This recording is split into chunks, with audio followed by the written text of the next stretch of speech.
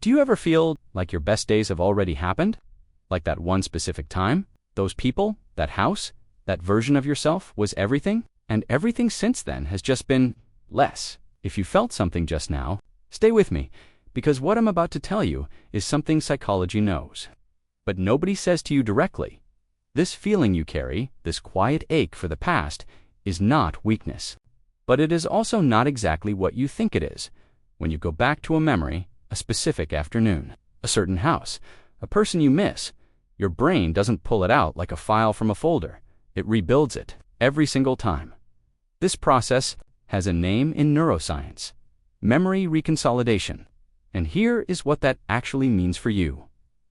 Every time you visit a memory, your brain rewrites it slightly, using how you feel right now. So if right now your life feels like something is missing, that memory gets warmer, more golden, more like home. But here's the part most people skip. Reconsolidation doesn't just make memories better, it makes them unstable. It means every time you remember something, you are quietly editing it. You remove the anxiety you felt back then. You crop out the loneliness. You keep only the warmth, the light, the feeling of possibility. Psychology has a name for this too: Rosy retrospection. We don't remember the past. We paint it using the colors we wish our present had. This is not your fault. It is your brain trying to protect you. But knowing this matters, because until you understand it, you will spend your life chasing a version of the past that never fully existed the way you remember it. Now, I need to stop here, because there is something uncomfortable I need to say, and I need you to hear it without flinching. Nostalgia can be a gift. Research actually proves this. A psychologist named Konstantin Sedikits spent years studying people who regularly revisit nostalgic memories, and he found something surprising.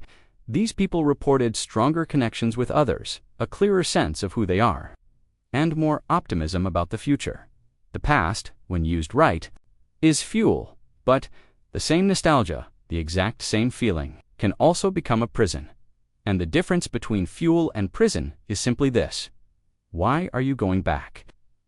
If you visit old memories to feel grounded, to remember who you are, what you love, what mattered, that is healthy. That is your anchor. But if you live in the past because today feels too heavy to face, if you go back to avoid a conversation, a decision, a responsibility, then this has a different name. It is called rumination. And in psychology, it is one of the core drivers of anxiety and depression. Nostalgia should be a fuel that moves you forward. The moment it becomes an escape from today, it has become a cage. I know that is uncomfortable to hear. I am saying it because you deserve honesty, not just the things that feel good. So ask yourself this, and be honest. When do I go back to the old days? When I feel inspired, or when I feel afraid? That answer will tell you everything about how nostalgia is living inside you. There is something else underneath all of this, something deeper than just missing a time or a place. Psychology has a theory, Khaled's Self-Discrepancy Theory. Forget the academic name, here is what it actually feels like.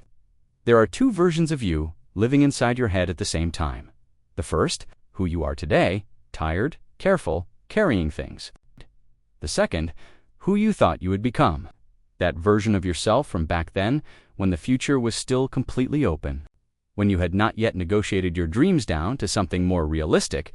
When those two versions don't match, and they rarely do, the result is not just sadness, it is a specific kind of anxiety.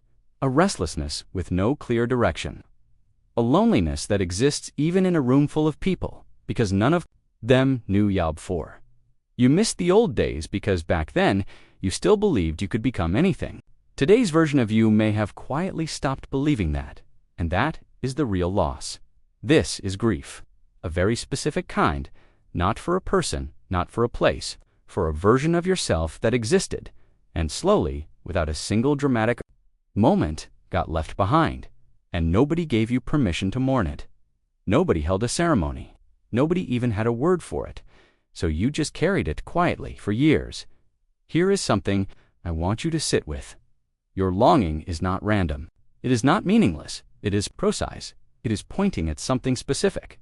If you miss a particular friendship, one where you did not have to explain yourself, where you could simply your longing, is telling you something about the quality of connection in your life right now, if you miss who you were before you got careful and guarded and strategic, your longing is telling you that somewhere along the way, you folded away parts of yourself to make others comfortable. If you miss the feeling of time, long, unhurried, unscheduled time, your longing is telling you that you are living at a speed you never actually chose.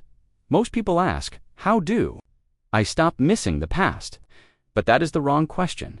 The right question is, what is this missing trying to show me about what I actually need right now? The past is not where you need to live, but sometimes it is exactly where you need to look to understand what you are really searching for today. There is even a word in Portuguese, saudade, that has no clean English translation. It describes a deep longing for something beautiful that has passed, a love that continues even in the absence of what it loved. The fact that English has no word for this tells you something about what our culture does not know how to hold. But you know how to hold it. You have been holding it for years. Let me tell you something that I do not think anyone has said to you directly. You are not a person stuck in the past.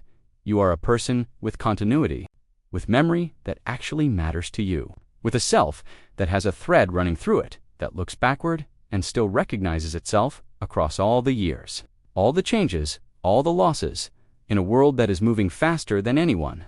Agreed to where your attention is being sold, and nostalgia itself has been turned into a product. The fact that you actually feel the weight of your own past. That is not weakness, that is depth. It means you have lived in a way that left marks. It means you loved things. It means your days were not just consumed and thrown away, they were re-inhabited. Some people pass through their own lives like tourists. You are not one of them. Your past is not a prison, it is a lineage, and you are still learning from it. And that person you were back then, the lighter one, the less guarded one, the one who had not yet learned how much the world can take. From you, they did not disappear. They are still inside you, not waiting to be returned to, waiting to be listened to. If this felt like someone finally said the thing you have been carrying quietly for a long time, you are not alone in it. Right? Now, there are people watching this who have never commented on a video in their life, but this one made them stop. If that is you, you do not need to say anything clever, you can just write this, or the year you keep going back to, or just the first name of whoever this made you think of. This space exists for people who feel things deeply and who have been told too many times that feeling deeply is too much. It is not too much, it is exactly enough.